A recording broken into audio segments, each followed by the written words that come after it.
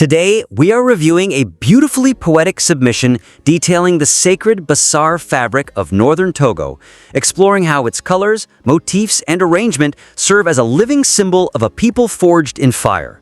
The material is incredibly evocative and rich in cultural reverence, so let's dive right into how we can elevate this strong foundation even further.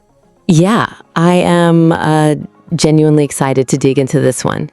It paints such a vivid picture of the culture. It really does. And honestly, we should just jump straight into the feedback. Because as I was reading through these meticulous descriptions of the cosmic networks and the dualities of life and death, I kept having this specific thought. Oh, what was that? Reading this feels a bit like reading the libretto of an opera without actually seeing the stage or hearing the music. Like, we grasp the profound spiritual and historical meaning. We know all the lyrics, but we are completely missing the tactile sensory experience of the physical object itself. That is a perfect analogy. Anchoring the profound symbolic meaning of the fabric in its physical, tactile reality will dramatically deepen the reader's appreciation of its sacredness. Exactly. Because right now, the weakness is just that the text leans so heavily into the spiritual and metaphorical interpretations that the fabric itself feels almost ethereal. Right, it feels completely untethered. It completely lacks the physical grounding necessary for the reader to actually visualize it as a real woven object used by a living community. Yeah, we are told what the colors mean to the cosmos, but we don't feel the cloth between our fingers. I mean, it feels like a theoretical concept of a fabric rather than an actual textile that exists in the real world. So the suggestion here is to introduce the tangible, sensory, and practical details of the fabric's creation and physical existence to bridge the gap between the mythic and the material. We really need to bring it out of the clouds. Exactly. The ethereal magic works best when it's contrasted with something incredibly grounded. So what does that actually look like on the page? How do we balance the mud with the stars, so to speak? Well, for example, the author could briefly describe the physical texture of the threads themselves. Like, is this fabric woven from rough, heavy, durable cotton that carries a physical weight when you hold it? Or is it a lighter weave suited to the immense heat of the Togolese climate? Right, exactly. Because the physical weight of the fabric alone tells a story to the reader's subconscious.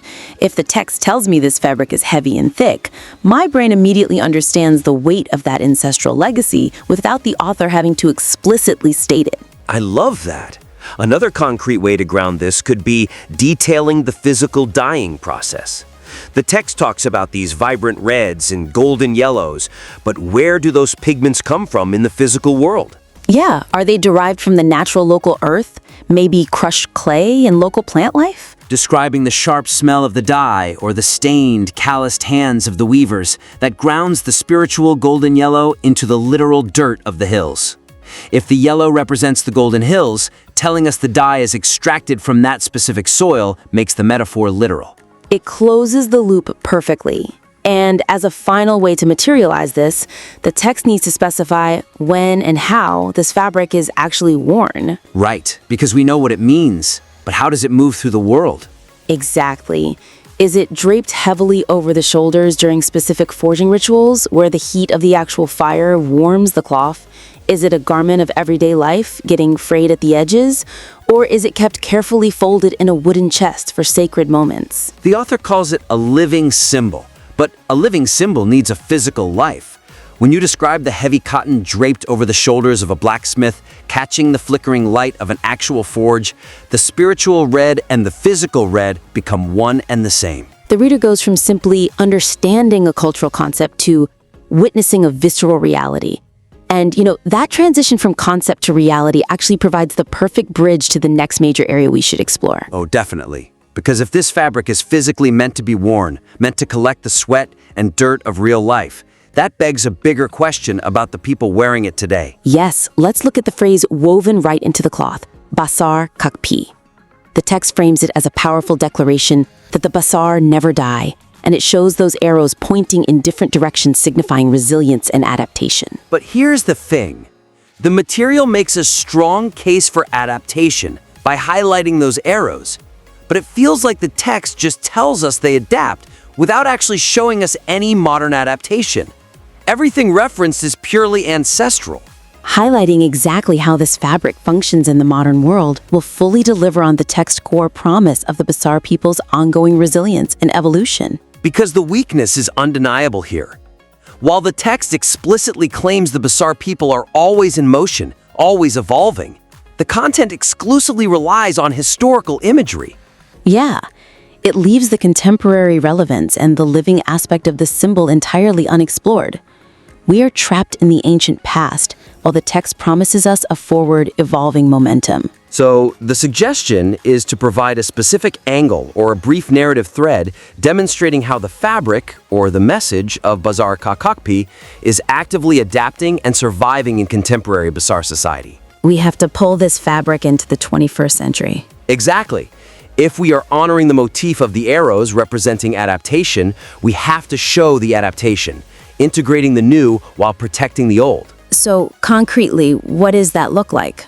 One way to show this would be to mention if modern artisans are incorporating new geometric shapes alongside the traditional stars and arrows to reflect contemporary life. Oh, that's really interesting. Like subtle new motifs representing modern technology or modern struggles standing right next to the ancient blast furnace. Exactly. It shows that the cosmic network of stars still has room for new constellations.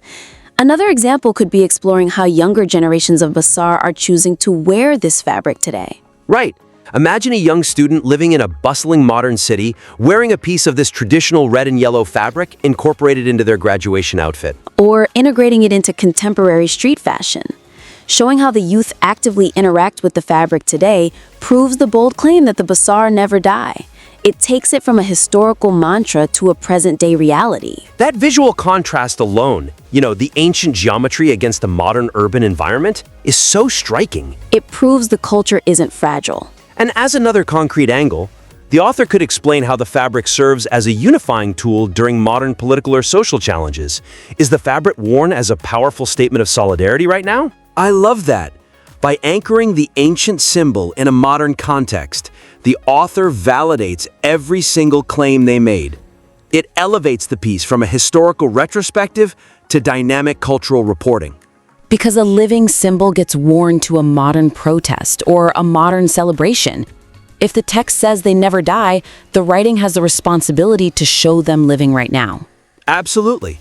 And that idea of moving forward, of continuing the story, is exactly what the ending of this piece needs to do for the reader. Which brings us directly to the final section, the symbolic scope of the fabric. The conclusion. Right. So a key theme running through this material seems to be that the fabric is an open book. But ironically, when we get to the final chapter of this open book, the text just literally rereads the previous chapter about the stars, the blacksmith, and the furnace. Restructuring the final section to synthesize rather than summarize the imagery will create a much more resonant and emotionally powerful ending. Because right now, the weakness is that it completely halts the narrative momentum. It just repeats the exact same meanings that were already thoroughly established in the preceding motif section. Yeah, it treats the reader as if they have already forgotten the rich imagery they just absorbed. A conclusion titled Symbolic Scope needs to actually expand the scope, not just reiterate the table of contents. Authors do this a lot, right? They fall into the trap of summarizing because there is a fear the reader might have missed the point. Exactly, but repeating information actually causes the reader's brain to disengage. We need to move from the what to the so what. So the suggestion here is to transform the conclusion from a redundant recap into a broader, forward-looking statement about the fabric's ultimate legacy and its emotional impact on the wearer. So how do we fix that on the page? First step, remove those repetitive bullet points entirely. Just cut them out. I completely agree. Instead of relisting that the blacksmith means creativity, the author could conclude by describing the psychological effect on a Bassar individual when they wrap themselves in this fabric. That is such a powerful pivot. It shifts the entire focus from the inanimate object to the human experience of the object. Describe how wearing this cosmic network of stars and the ancestral fire literally clothes the individual in their history. Right, it acts as a physical and psychological armor. When you wrap yourself in the black and deep blue of ancestral memory, how does that change your posture? How does feeling the weight of the blacksmith's perseverance on your own shoulders fortify you for the challenges of tomorrow? It becomes a psychological transformation. When the author writes that the fabric is an open book, the conclusion shouldn't just summarize the chapters we read. It should tell us what happens to the person who finishes reading it. Synthesizing the imagery means showing the alchemy of these symbols. Alchemy is the perfect word.